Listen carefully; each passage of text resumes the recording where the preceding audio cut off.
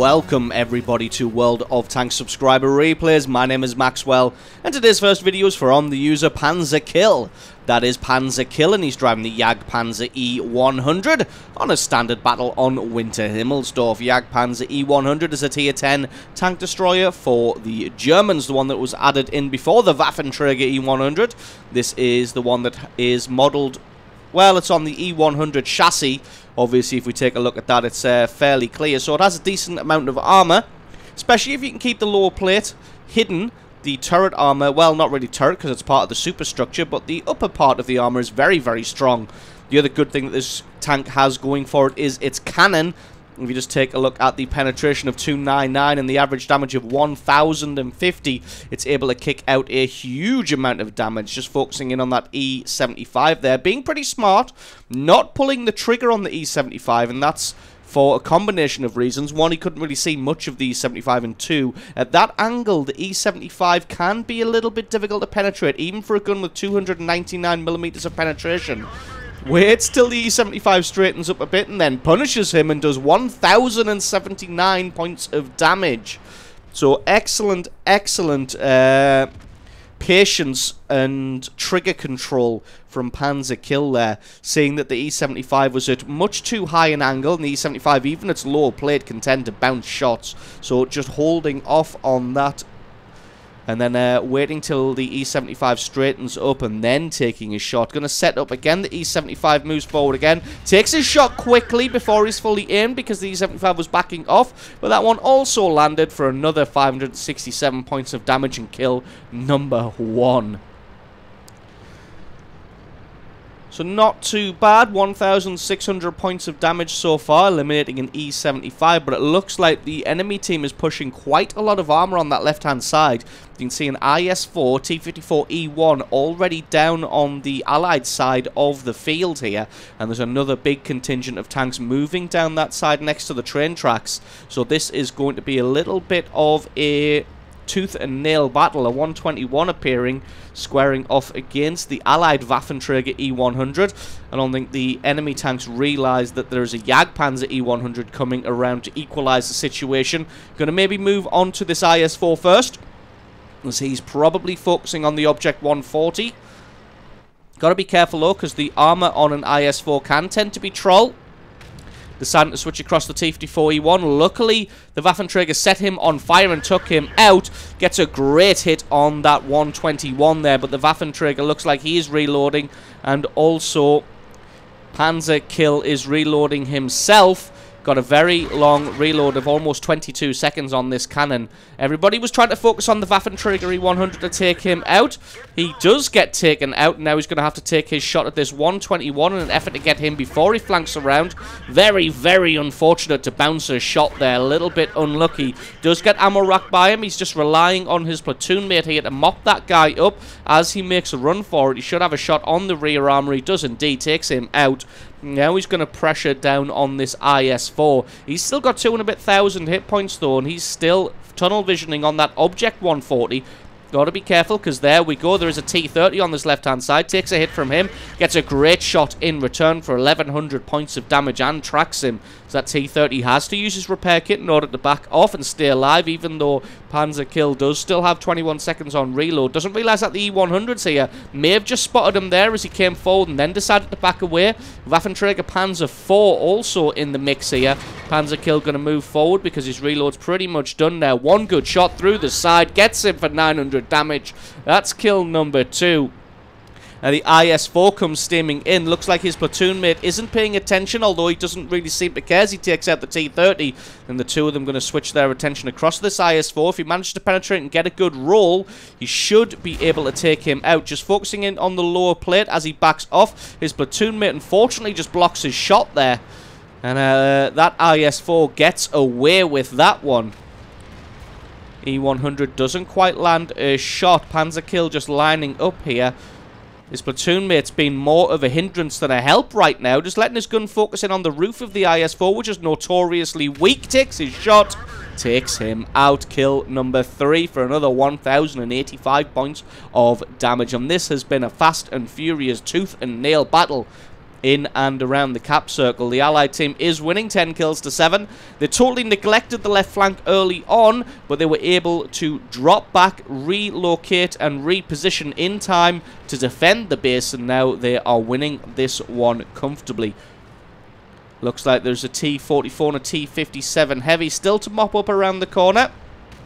Looks like the platoon mate in the E100 takes out the T44. Panzerkill going to be focusing on the AMX 5120. Gets a great hit on him for another 1,000 points of damage, and the 5120 is backing off now.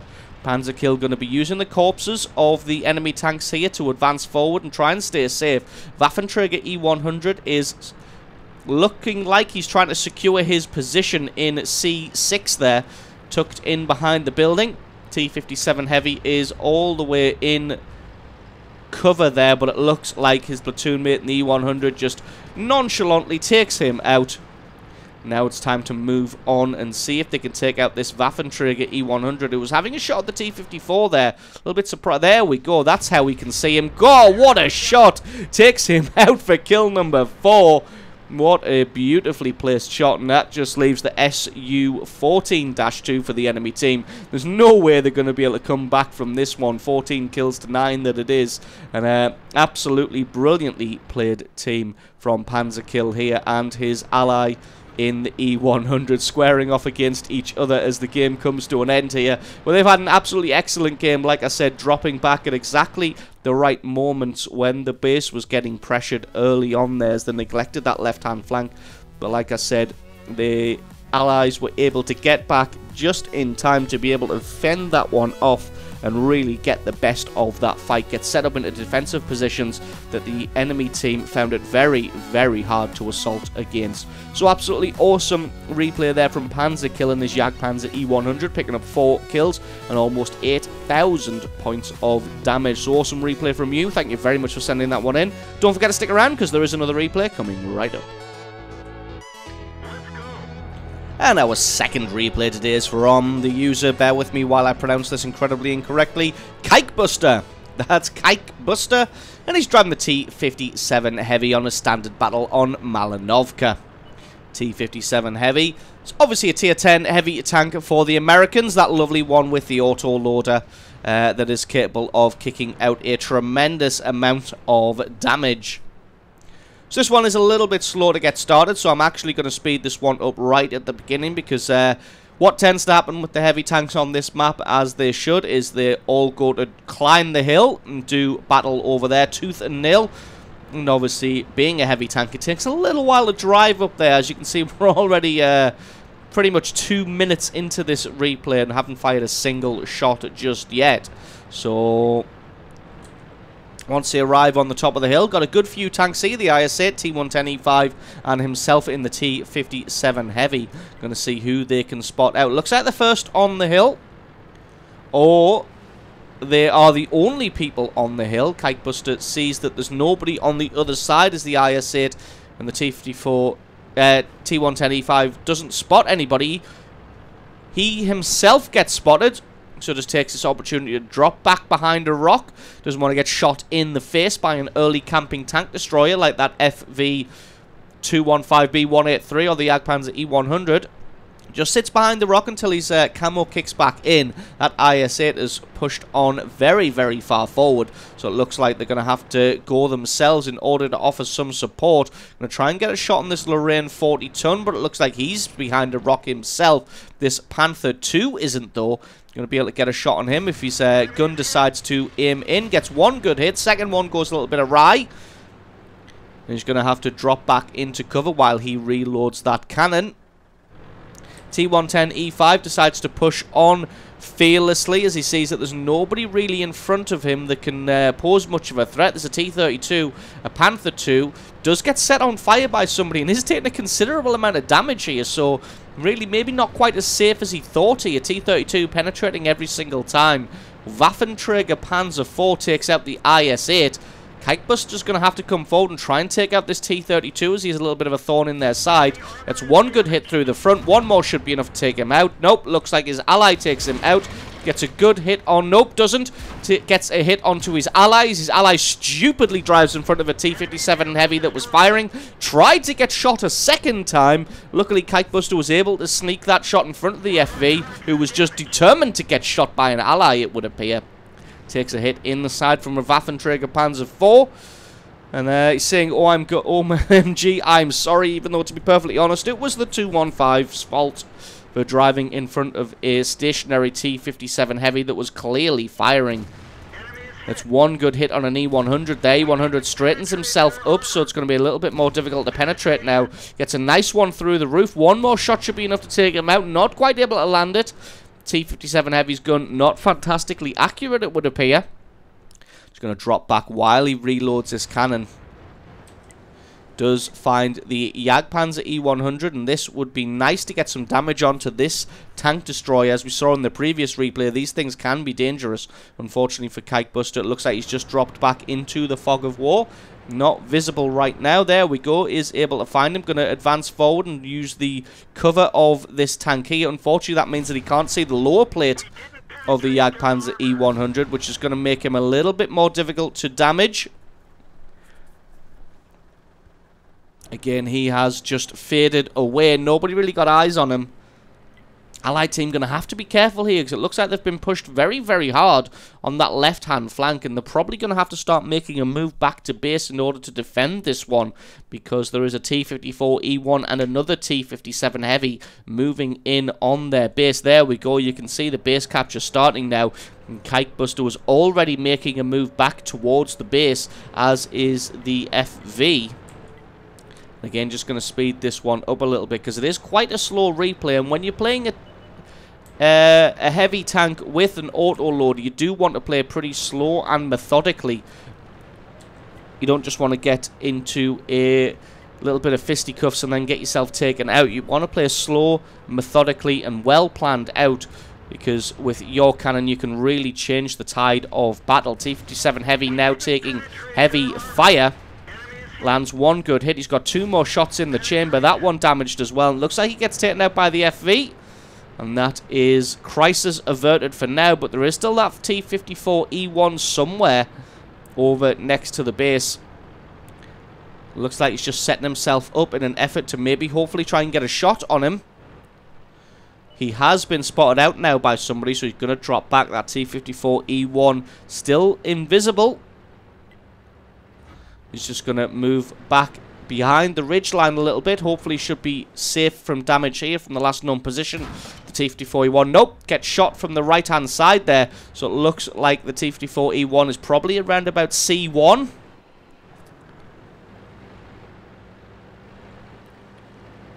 So he has definitely moved. Got to play it careful now, because that T110E5 is in and around the enemy base. So Kitebuster's going to come and try and offer him some support. But it looks like he's fighting a losing battle right now. He doesn't have very many hit points himself, and it looks like that 183 and the 5100 are both in there, trying to get into render range before they both disappear. Looks like he's not going to be able to do that, so electing to drop back into a defensive position instead, as you don't want to try and assault into a Jagdpanzer E100, a 183 and an AMX 5100. As that is a recipe for disaster, especially when you've only got 1300 hit points. One shot from each of those will be enough to take him out. In fact, one shot from the 183 would probably be enough to take him out now. T54E1 does show up. He's going to be squaring off against the FV215B. And Kitebuster lands a great shot on the very top of the turret there to take him out, but it looks like the FV has been spotted and is taking damage from the other end of the field. Game's fairly even now at...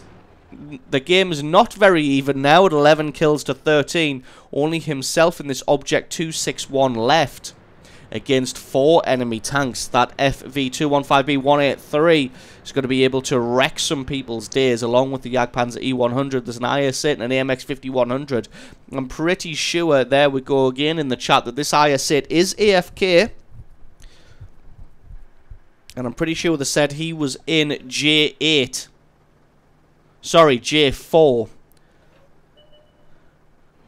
So even being AFK, he is going to spot anybody who makes a move across that field. As you can see, Kitebuster having a shot at the Jagdpanzer E100, takes his track out, going to fall back now. He doesn't want to get hit himself. Sixth Sense didn't light up, so he hasn't been spotted here. What they're going to have to do is just play very, very defensively right now. What he wants to do is just try and keep eyes on this Jagdpanzer E100. Object.261 reporting that he's got 17 seconds left on reload. And Kitebuster doing the smart thing here, just keeping eyes on the Jagdpanzer E100. Not firing himself because that would reveal himself and he may take a shot from a setup 183. But he's just keeping eyes on the Jagdpanzer E100 and allowing the artillery to do its work. Reloading again, 28 seconds left, and like I said, just keeping eyes on this Jagdpanzer E100. He has moved behind a rock now, but I don't think the angle is going to be enough to save him from the Object.261. Luckily, he's backed off enough that Kitebuster's able to get eyes on him again. Does see the 183 across the way there, so if he had fired, 183 would almost certainly have been able to take him out. Jagdpanzer E100 still lit up because he is moving away. Object.261 takes his shot and takes him out beautifully. Looks like it is the AMX 5100 that is starting the base capture, but he knows that there is the 183 pressing down on his location.